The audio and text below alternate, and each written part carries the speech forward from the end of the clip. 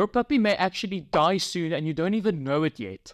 Parvovirus, or just simply Parvo, is a term that strikes fear into the hearts of both puppy owners and veterinarians alike, and for good reason. This is an extremely lethal virus that can kill a puppy in literally less than a day without the proper treatment.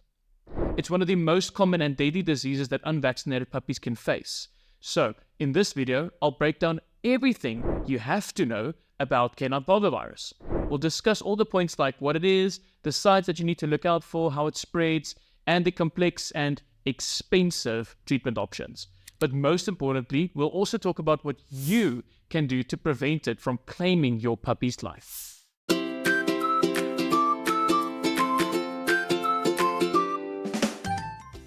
Hello everyone, and welcome to Zoomies. Parvovirus can be a vet's worst nightmare because it primarily targets puppies that are under 2 years of age. Well, although technically they can literally get it at any age, it's more prominent in younger puppies. It attacks rapidly dividing cells found in the intestines and the immune system, but also in the bone marrow. The virus loves to attack the delicate lining of the intestines. They're called the villi.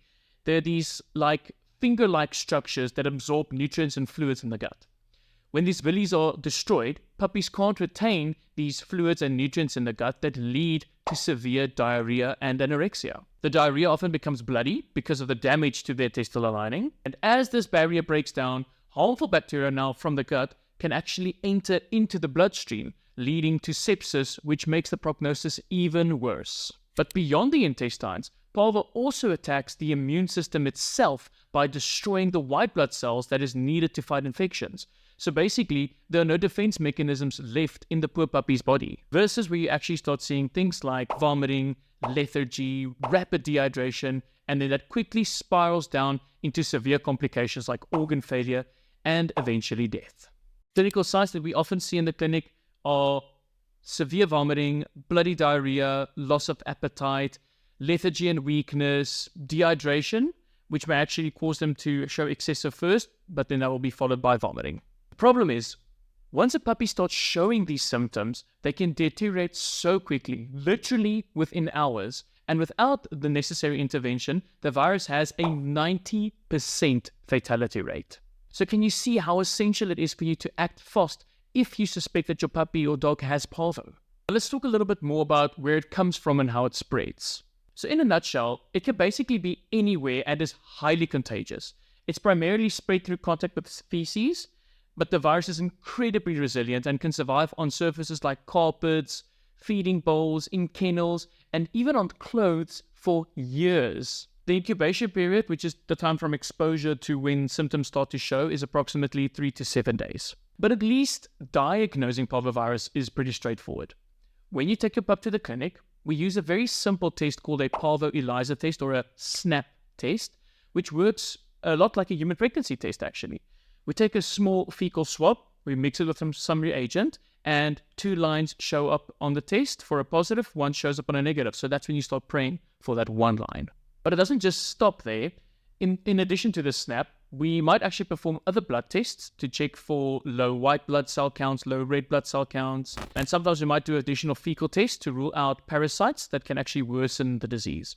But it is also crucial to monitor and ensure that your pup isn't entering organ failure. Now, you might actually hear people say there is no specific treatment for parvo. In 2023, the pharmaceutical company Elanco launched the first ever recognized treatment for parvovirus. It's essentially the same technology as Librela or Silencia, which you might have heard about, which are monoclonal antibodies, and they target specific pathways in the body. It's still a very new treatment, and I actually haven't personally used it, but it does look very promising. But the more mainstream approach remains the no specific antiviral treatment for parvovirus. This means that we can't kill the virus directly.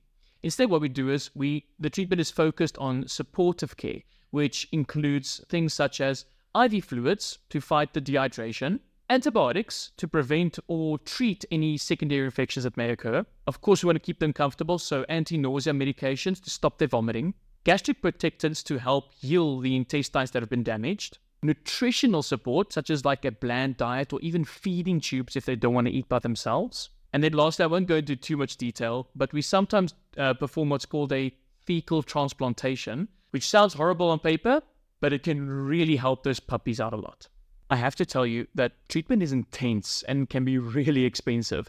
It can range anything from hundreds to thousands of dollars, depending on the severity and the recovery rate of your pup. Hospitalization can last from 3 days to over a week, and during this time, the goal is literally to keep the puppy alive long enough for their immune system to start fighting off the virus on its own.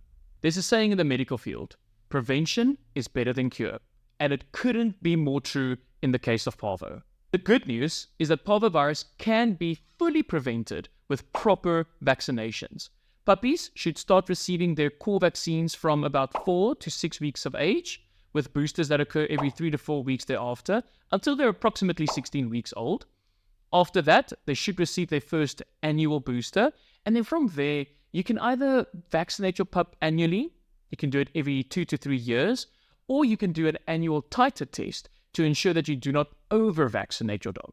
I also discuss with pet parents the importance of avoiding to let your puppy socialize with unvaccinated dogs until they have been fully protected, or at the very least, avoid high-risk areas like dog parks. A major thing to consider is disinfecting your home, especially if you've had parvovirus in one of your pets previously. If you've had a puppy or a young dog with parvovirus in your home, disinfecting the environment is crucial.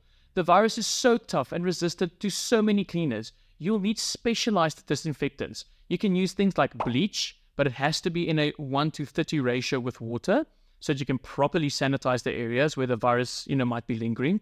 Or you can use a veterinary approved product like F10 surface cleaner. I really hope you've learned everything that you need to know in this video about parvovirus. Understanding that parvovirus is deadly and that home remedies just won't cut it is the first realization I want you to have. I know the internet is full of DIY solutions, but just trust me, waiting even 24 hours before seeking veterinary care could literally mean the difference between life and death for your pup. But I also understand if money is an issue, talk to your vet about maybe outpatient care. But just remember, the key to survival is early intervention and great supportive care. Thanks for watching this video. If you would like me to cover any other disease, please let me know down in the comments. I really try to read and reply to all of them, but the most requested topic will be in the next video. If you want to check out another cool video, here's one on why kidney disease in cats are the #1 condition for cat euthanasias worldwide. And then until next time, cheers.